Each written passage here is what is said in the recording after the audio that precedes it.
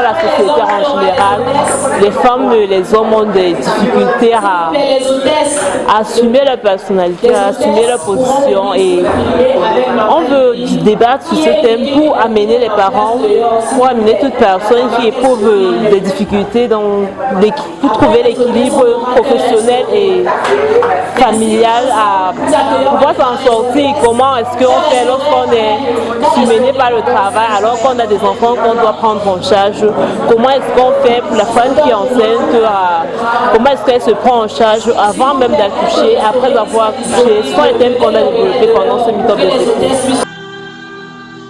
Le ministère Restauration est un mouvement chrétien de femmes qui encadre la jeune femme afin qu'elle connaisse qui elle est en Christ, afin qu'elle puisse être épanouie, quelles que soient les blessures qu'elle a connues dans le passé, qu'elle trouve sa valeur et qu'elle puisse être déployer tous les trésors qu'elle a à l'intérieur d'elle, dans la société, dans sa famille, qu'elle soit célibataire, qu'elle soit mariée, qu'elle soit veuve ou qu'elle soit divorcée.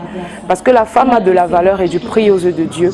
Et nous militons en fait pour que le maximum de femmes le sachent et puissent sortir un peu de leur cachette ou des prisons dans lesquelles soit elles ont été mises, soit elles se mettent elles-mêmes. Donc le meet-up des époux, c'est vraiment un moment où les femmes célibataires qui sont aujourd'hui mariées ou les femmes mariées, même si on ne les encadre pas, puissent venir partager les difficultés qu'elles ont et recevoir l'expérience des personnes qui ont déjà, on va dire, un peu plus d'expérience dans le domaine.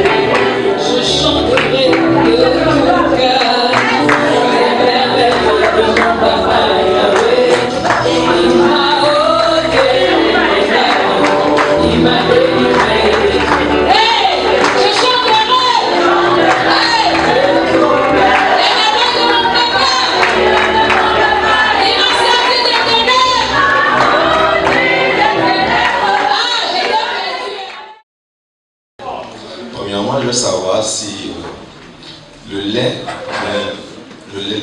coule, est-ce que c'est lié au volume du sang? Est-ce que pour quelqu'un qui a des petits seins, pendant sa grossesse, il faut beaucoup masser ses seins, il faut préparer quand elle a accouché et qu'elle n'a pas assez de lait, est-ce que c'est permis que les mamans ou une femme qui vient d'accoucher allaite son enfant? J'ai l'enfant de l'autre. Le volume ne fait absolument pas la production. Tu m'as vu, non? Je ne produis pas de lait. 6 semaines, mon lait est fini. Pourtant, quand tu me vois, tu te dis que les choses sont. Le volume ne fait pas la production. Et quel que soit ce que tu fais, le volume ne fait pas la production. Maintenant, quand tu parles de stimulation, la stimulation mammaire rentre beaucoup plus dans le déclenchement naturel du travail. Ça veut dire que tu peux prendre le travail là si tu veux que ta femme accouche bien. Parce que quand tu stimules les mamelons, ça crée les sécrétions, ça fait sécréter des hormones qui déclenchent le travail. Par contre, ça peut aider pour ça, mais ça ne va pas particulièrement l'aider pour l'allaitement maternel. Maintenant, on dit à certains égards que la préparation des mamelons aide, mais son pourcentage est très faible. Tu es une productrice ou tu n'en es pas une, point à la ligne. Quand tu améliores ton alimentation, que tu améliores ton hydratation, tu améliores la qualité de ton lait et pas nécessairement la quantité? Alors, il est très important d'aborder le sujet de la santé pré- et postpartum de l'épouse.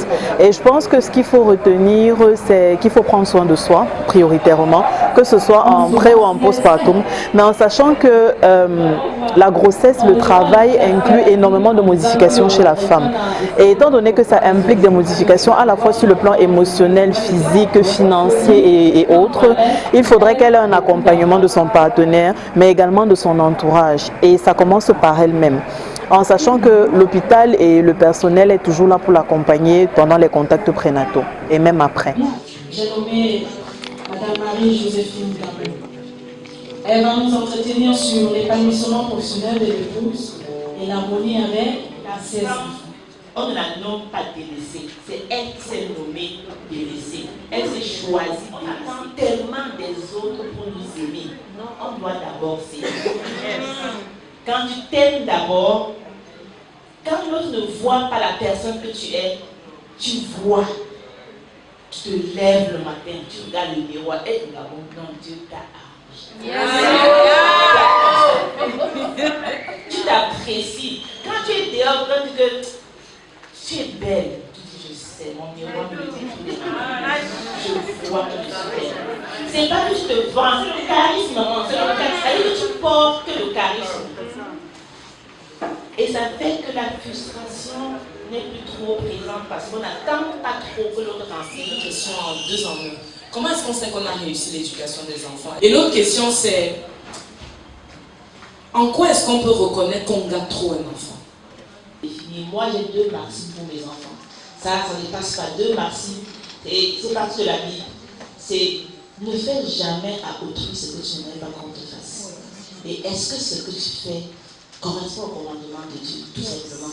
Donc quand je me dis que je ne cherche pas à trop me balader. Est-ce que tu aimerais qu'on te fasse la même chose? Si ta réponse est oui, je te dis fonce. Est-ce que tu penses que ça reste des commandements? Maman, il y a un peu. Ça veut dire ce que tu ne peux pas faire. Donc ça fait que pour moi, ça me limite beaucoup les dégâts. Et c'est un ensemble de valeurs rassemblées à 2 choses tout simplement. Qui partent de là. Je pense que pour les parents, c'est parti. C'est parce que ta fille, elle peut épouser un colonel qui est, on ne sait pas ce qui se passe là-bas. Mais si les enfants ont la valeur, pour moi, c'est réussi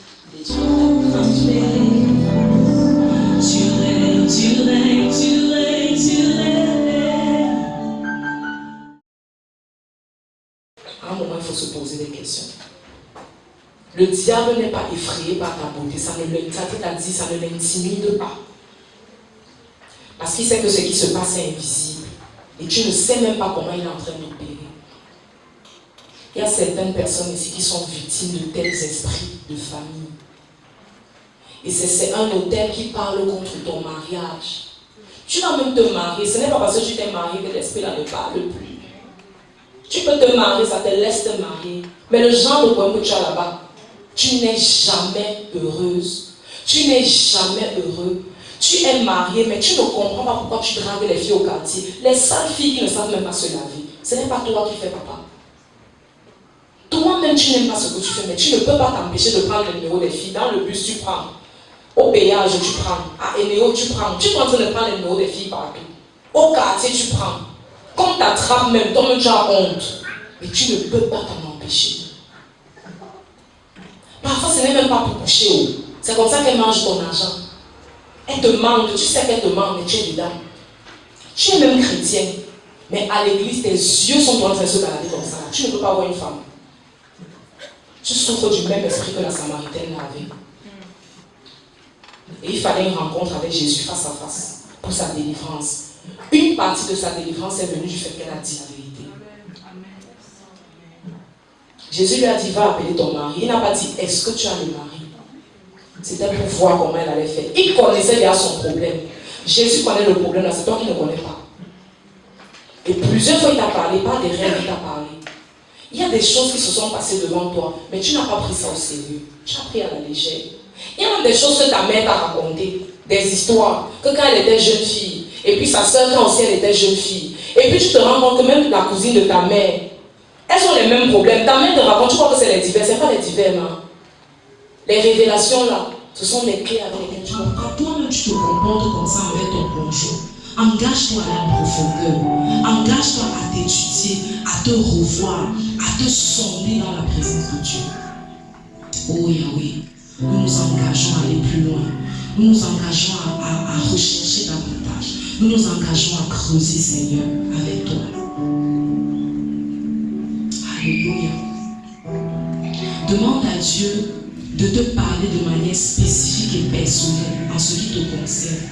Dis-lui que tu ne veux pas écouter les choses générales. Dis-lui même que tu n'as pas la force de décoder. Tu ne veux pas des messages codés. Tu ne veux pas un message qu'il faut encore interpréter. Dis à Dieu de te parler de manière terre à terre. Pour toi, je ne sais pas quel est le langage que tu comprends. Pour moi, Dieu me parle de manière audible et par les circonstances. Peut-être pour toi, c'est par les songes. Peut-être pour toi, c'est par les prophètes ou par la parole. Demande à Dieu de te parler dans le langage que tu comprends. Qui te parle de manière spécifique. Lord God Almighty, what is the land? What is the land? You are holy.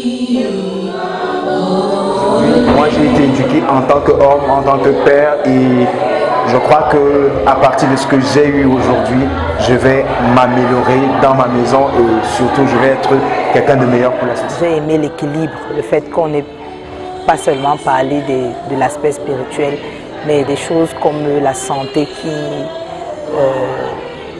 comment je peux dire, qui concerne tout le monde, et également comment être équilibré nos responsabilités en tant que mère.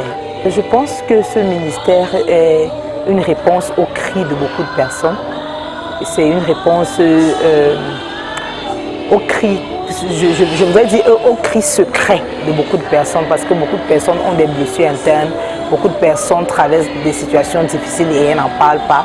Et je crois que ce ministère est là pour aider les gens, non seulement à guérir de leurs blessures, mais à entrer dans leur identité et être ce que Dieu les a. Meet-up des épouses. Honnêtement, aujourd'hui, je ne savais même pas que je devais venir aujourd'hui.